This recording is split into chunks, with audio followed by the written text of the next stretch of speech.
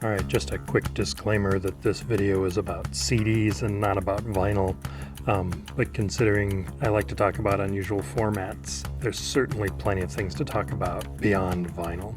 So whether I'm discussing things like tiny CDs, like this release from the books, Music for a French Elevator, or by the Minutemen, Joy, these tiny little CDs aren't anything all that special. They're just kind of an unusual relic of when CDs were more popular. They'd often only have a couple songs on them. Bright Eyes did it.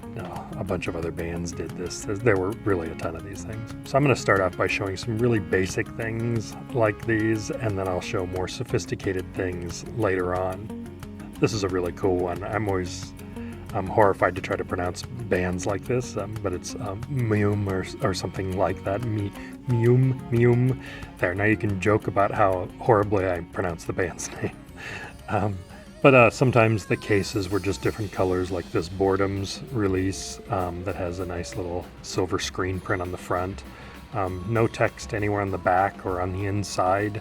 It's just a simple blue cover with kind of this silver glitter inside, just to kind of make it a little different from the other CDs that you would have bought at the time.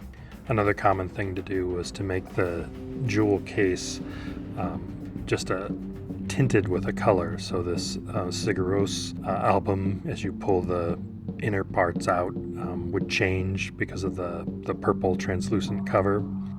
And they were still releasing vinyl, so this vinyl version has the same purple translucent cover. And sometimes bands would do things like with this one where the green printing would actually disappear on this Bright Eyes release as you slid it back into this dark smoky blue cover. They actually did it even better on another CD, Take It Easy, where you couldn't see anything on the cover until you slid it out. So the red translucent plastic actually disguised the red printing on the cover, which is a nice visual effect, kind of an optical illusion. Same with the back, by the way. You had to actually take it apart to see what was printed on the back, but it's the same visual effect. Lou Reed for Set the Twilight Reeling actually kind of did the opposite. So you look at the cover and his face is kind of hard to see. You see these blue lines emanating from his eye, and then as you slide it in, the blue lines kind of reverse and disappear, and his face is much easier to see. So it essentially reverses the visual effect from what the Bright Eyes CD was trying to accomplish. Ryko actually released a ton of CDs with this jewel case that had this copperish, bluish type transparent cover, which worked perfect for Sugar's Copper Blue. And then there were lots of releases like this for Sugar's Beaster, where it had the CD in it, but it also was in this kind of book format, and it had this little pamphlet that had all the lyrics on it, and the traditional CD was in there. There were some postcards in it. It's just kind of a slightly different presentation for the CD. Nothing super unusual, but different. And a lot of musicians and bands released CDs that were in the format of a book. This Kate Bush one is a pretty straightforward example of the book format for a CD. And then there were a lot of other releases that were kind of like mini box sets, like this Johnny Cash Unearthed set, where there's CDs and a book. So the book would give you a lot of information. This one's kind of nice because the CDs actually look like old 78 sleeves, which looks nice. Sigur Rós again did something interesting with tack, but it's not really a book. It looks like a book until you open it, but there's no pages in here. It's just a front and a back, and then the CD kind of crammed inside here. Nice visuals, but not necessarily a book.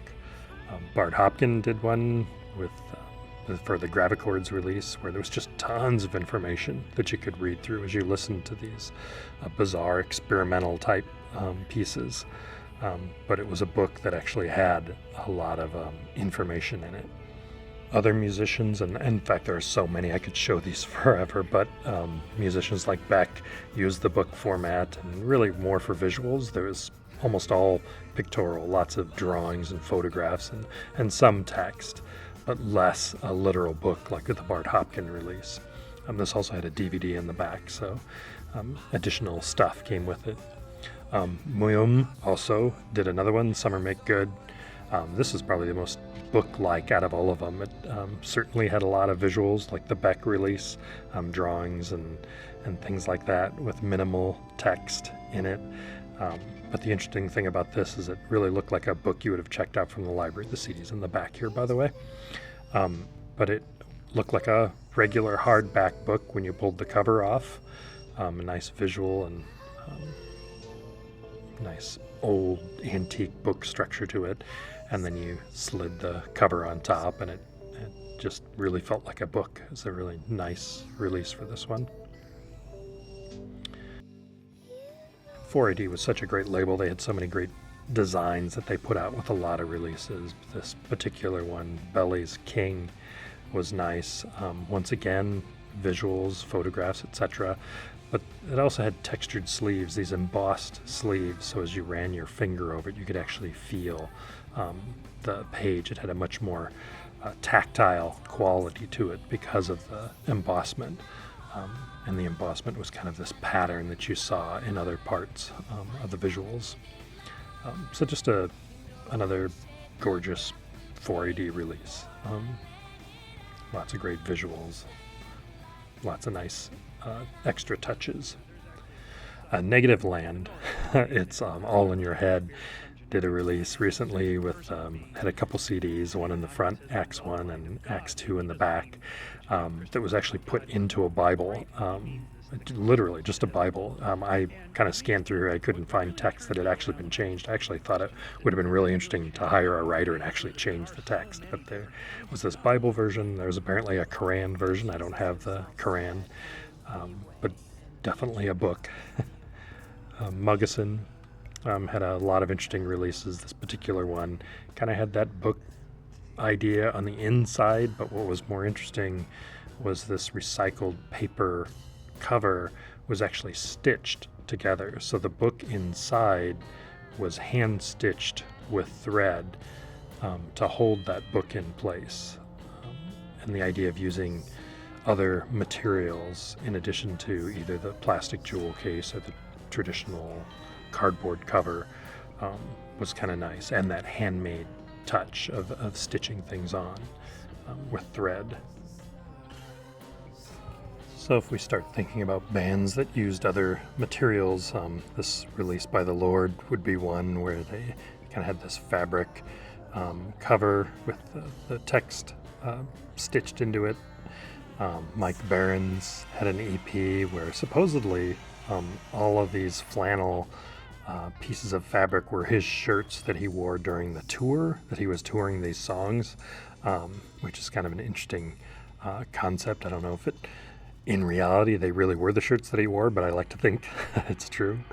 Dyskinesia had a little fabric sleeve on one of their releases. It's got this handmade paper backing, this paper that holds the thing in place. I don't actually pull that out. I can kind of pop the CD out from the back, so I don't have to damage it.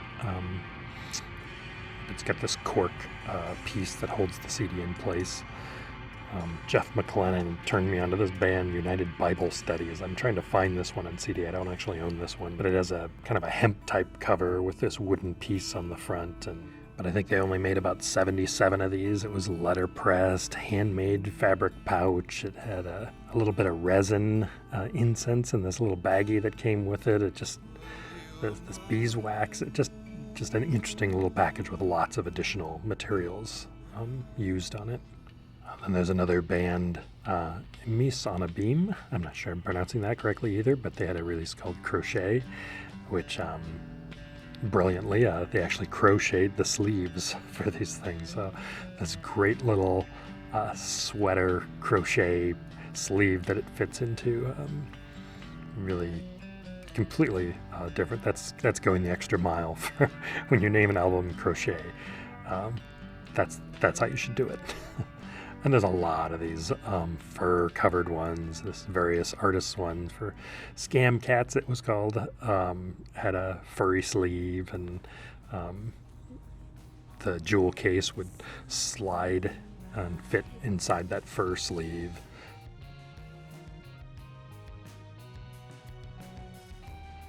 Black Moth Super Rainbow for their release. Eating Us did the same thing. A really nice, soft fur sleeve. Synthetic fur, of course, this isn't real fur. In a nice little zipper pouch. So you slide the zipper, it reveals the CD, you pull the CD out, and voila. I actually have this in several formats. The original release on vinyl of this is really cool. I show it in some other videos, but it's a nice album and an equally nice package, whether it's the vinyl or the CD. I dig this one. And then, of course, the Flaming Lips famously did one of these fur sleeves. It's a much stiffer fur, more like a pubic hair, I guess you could say. So Embryonic sits inside this fur cover, and it's more like a birth canal, the concept. So you slide the CDs out of the birth canal, and it's a pretty effective package. It's got multiple discs in here. Efterklang did one for Springer. This one's kind of hard to get a hold of. I guess if I would have gotten it originally, it would have been nice, but it's a nice similar concept. A white fur stitched around the cover with the CD inside. I'm not really showing tapes very often, but I might as well show this Fuzz release, their self-titled debut, because it's got this nice fuzzy fur sleeve that the cassette fits into. There are some other great releases that use different materials as well, and these CDs from this series, Ultra Lounge, are great examples of it. It's just a various artist collection of loungy songs, but the packaging itself is what's really cool here. There's kind of this leopard print on this one that also has this cool thick sticker decal on it, retro thing. This Vegas Baby one has a green felt, so it's kind of like a billiard table or something like that, but it has a working roulette wheel on it, so you spin it around, you hold it at different angles, and the little BB, the ball spins around, and you can bet on numbers, just like a regular roulette wheel. It's a really cool disc. Kid Koala has the 12-bit blues that I showed in another video, so I'm not going to talk about it too long here, but the CD has the same concept that the vinyl does, where you assemble this little player, and you can actually play this little tiny flexi with it. Dale Hayward was nice enough to give me permission to use his animation for this. It's a great little animation here to show how this works. So I might as well show that again really quick. Pinebender did this release that had a pencil inside it, and they encouraged people to design their own covers and to send images of the covers into them so they could post them online. Had a whole bunch of different pages in here, so you could do multiple designs. It's just kind of an interesting release because years later, Beck actually did something very similar, and with his release, the cover looked a lot like the Pinebender one, but if you opened up the jewel case, there was actually a whole bunch of stickers in it. So you would actually peel off each of these stickers and then place them where you wanted on the cover, and then they did the same thing. They collected people's versions of the cover so everybody could customize it themselves, and then shared the different covers online. So a little different than the Pinebender because you didn't have to worry about whether you could draw or not. You could just place the stickers in and everybody could make a cool cover. You could get lots of weird variations just using the stickers, and maybe a little bit of hand-drawn elements as well if you wanted. Some examples of what some people did.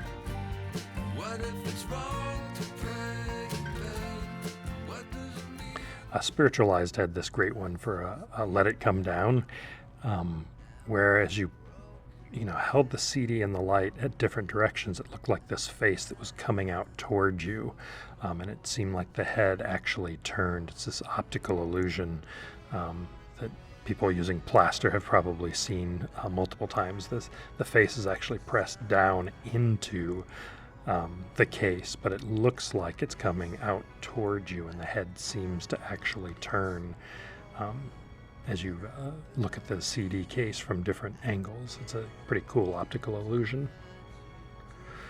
Slowmotions did a really simple one. It's just a die-cut sleeve. You'd pull the photograph out. This is a hand-numbered one. I guess this is number 2 here.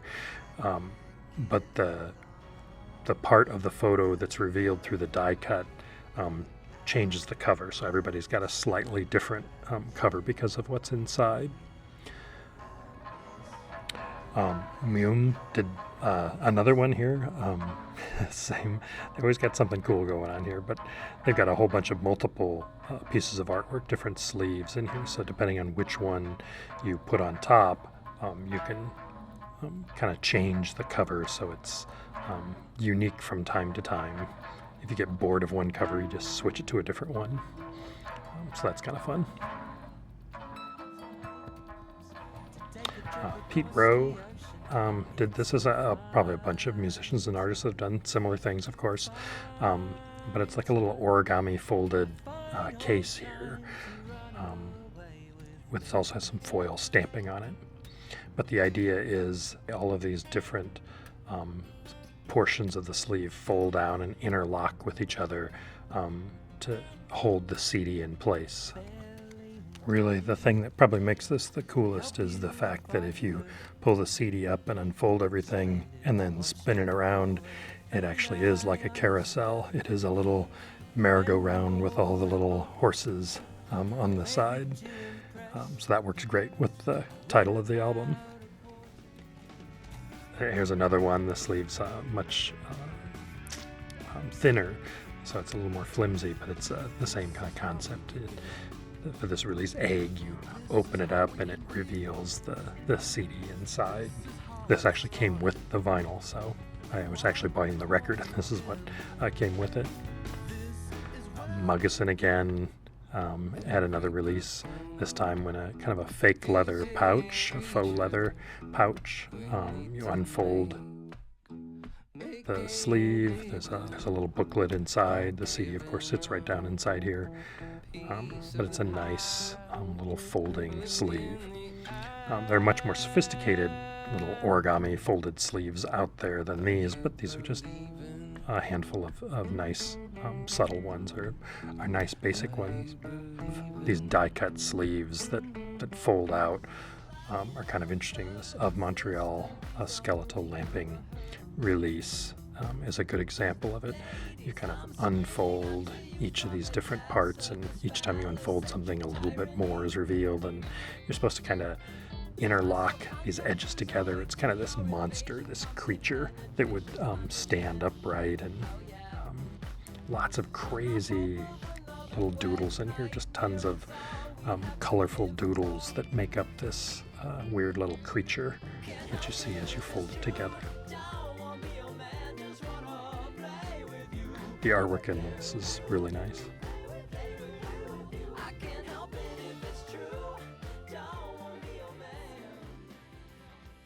Another band that did something pretty similar, Portugal, The Man. Again, you fold it out, and each time you fold it, there's an extra little piece. Not quite as sophisticated of a die cut, but a really similar visual. The artwork's really nice. And it holds the booklet and the CD inside,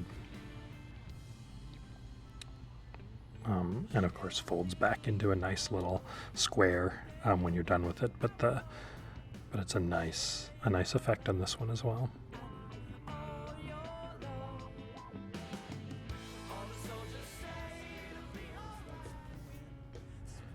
Bright Eyes again, Fevers and Mirrors.